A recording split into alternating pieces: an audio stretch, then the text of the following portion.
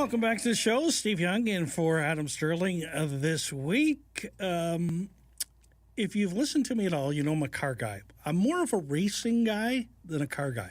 So I like the cars racing more than probably I like cars. Does that make... I know that makes zero sense, but I love the racing aspect.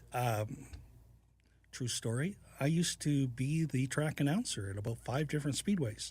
Eastern Ontario, Northern New York State, and I loved it. I would go nuts on the weekends. It was the way to have fun after a very stressful week in my other job. So I am near and dear. I'm a car guy.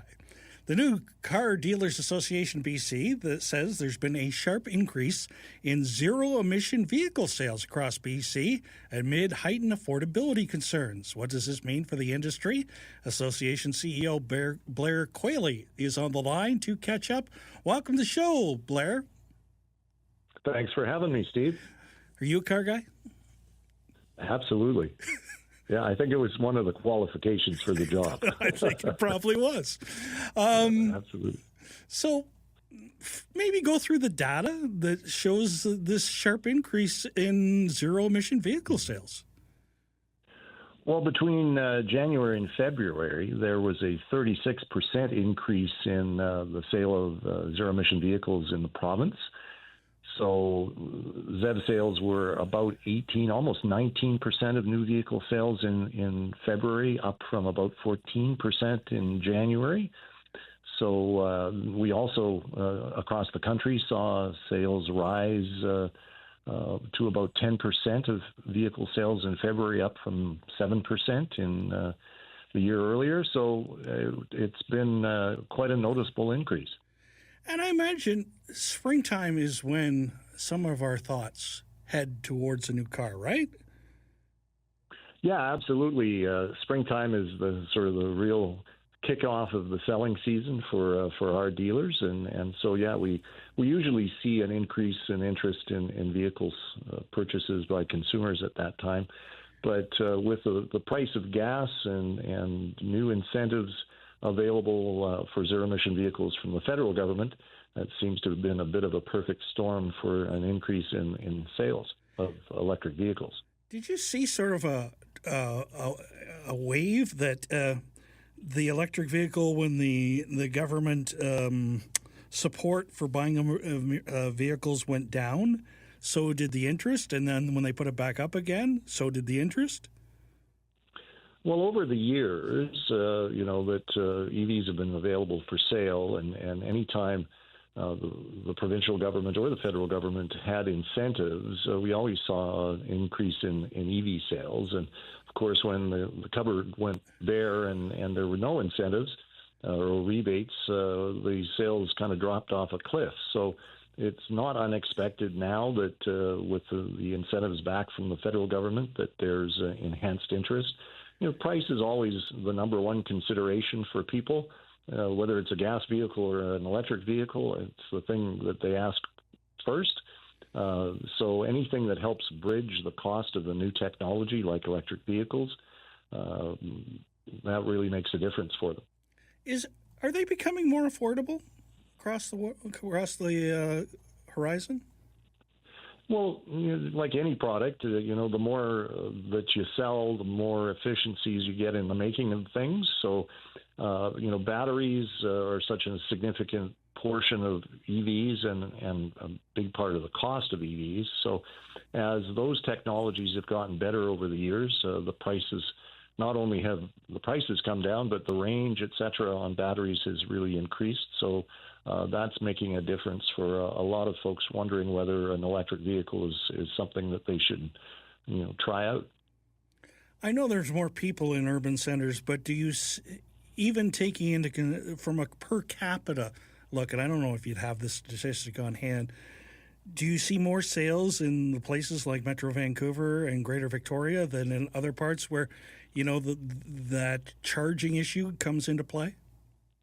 Yeah, the charging issue is a key one for a lot of folks. In the Lower Mainland, as you say, and Southern Vancouver Island, EVs have always been a lot more popular because your driving distances are shorter, charging infrastructure is better, In the rural areas of the province, you're driving longer distances. You also have the impact of temperature changes, cold in the winter, hot in the summer, which impacts the battery and how far it can carry you.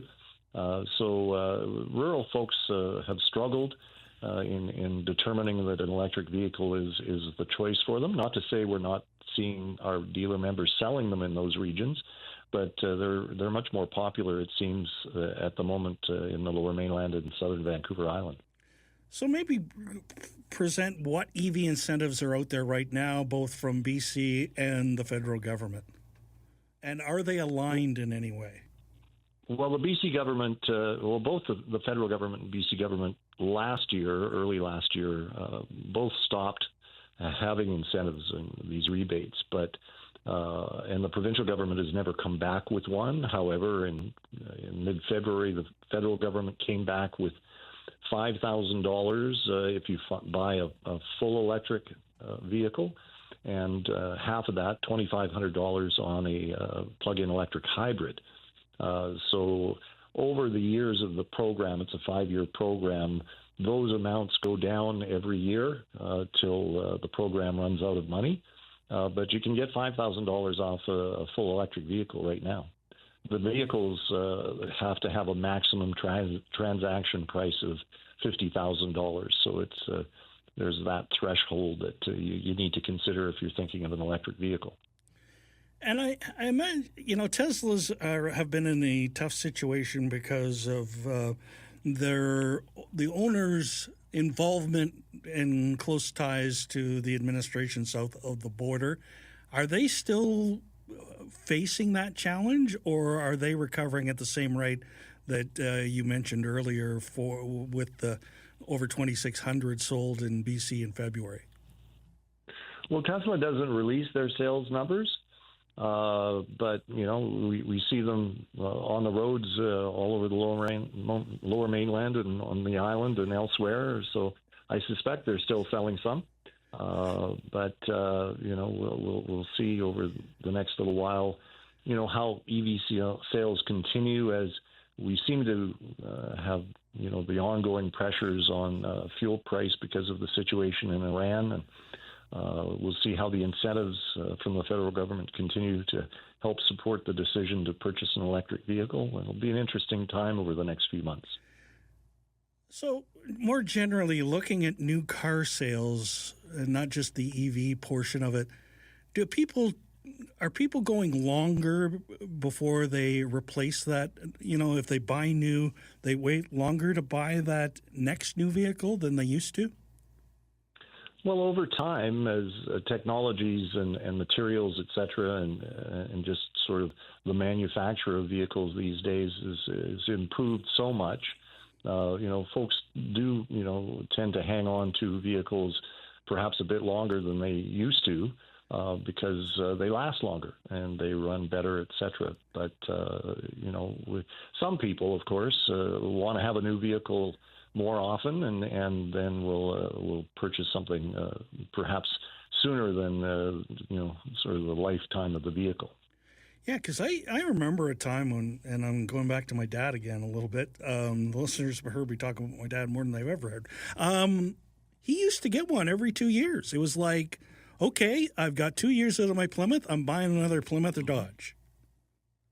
Yeah, lots of people do that, and particularly with leases now, which are becoming a lot more popular with people, often have perhaps a lower monthly payment for a lease, and allows you to get a vehicle, every 2, 3, or 4 years, depending on how long your lease is. So for some people, it's a choice that allows them to get a newer vehicle more often. And on the service side, are you seeing people investing in their cars? And I think of if you buy a new car, you baby it. And I'm talking about my car a little bit here. You make sure it has the oil changes at the right intervals. You make sure that the fluids are like all that stuff. Are people putting more time into that to get more out of their investment?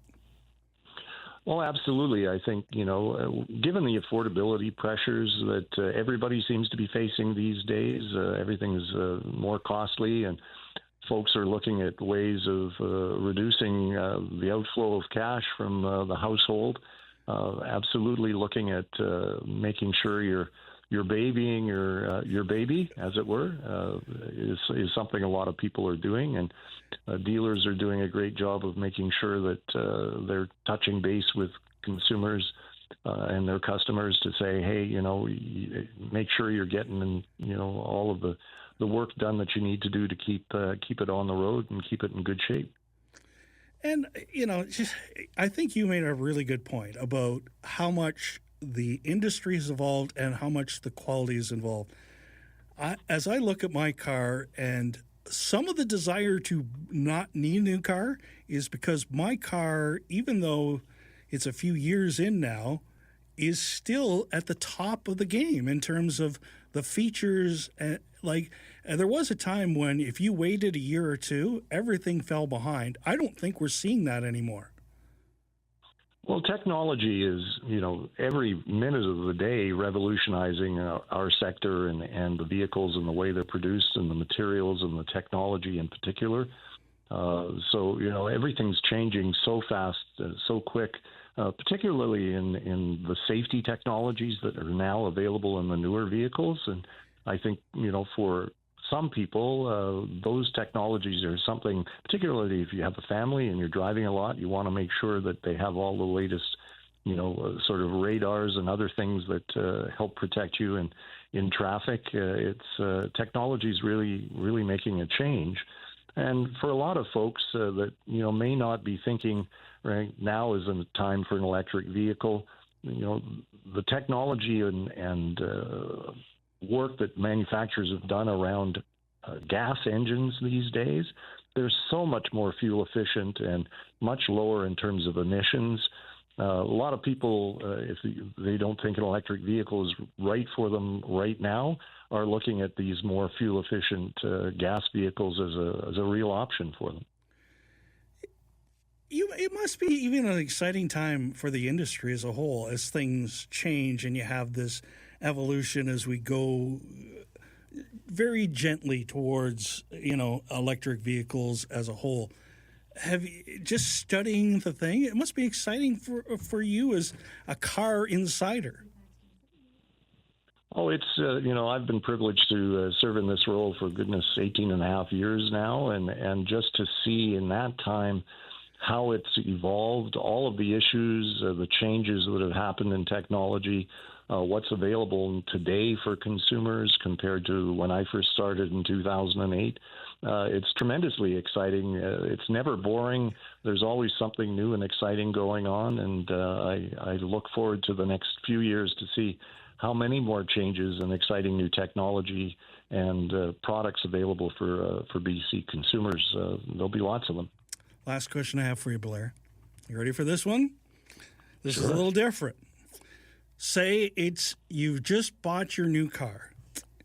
It's a nice Saturday afternoon here on Vancouver Island.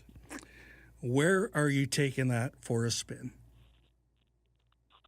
Oh, well, I'm a guy that loves the water, so I'm driving where I can look out and see the ocean wherever that is around. There's so many great drives, on the island, and oftentimes it'll be a trip up across to Tofino and a chance to drive when I go to Victoria to meet with government, etc. I'm always out taking a drive around to have a look across Juan de Fuca Strait and look at the mountains across the way in the States. So yeah, there's so many opportunities to drive around in Vancouver Island. It's a great place to do that. Thanks very much for joining us today. And you got a couple of pretty good choices there in your Saturday drive in the sunshine. I hope you get to take one. I look forward to it. Take care. Thanks for the time. My pleasure, Steve. Thanks so much. Blair Qualley, the CEO of the Car Dealers Association of BC.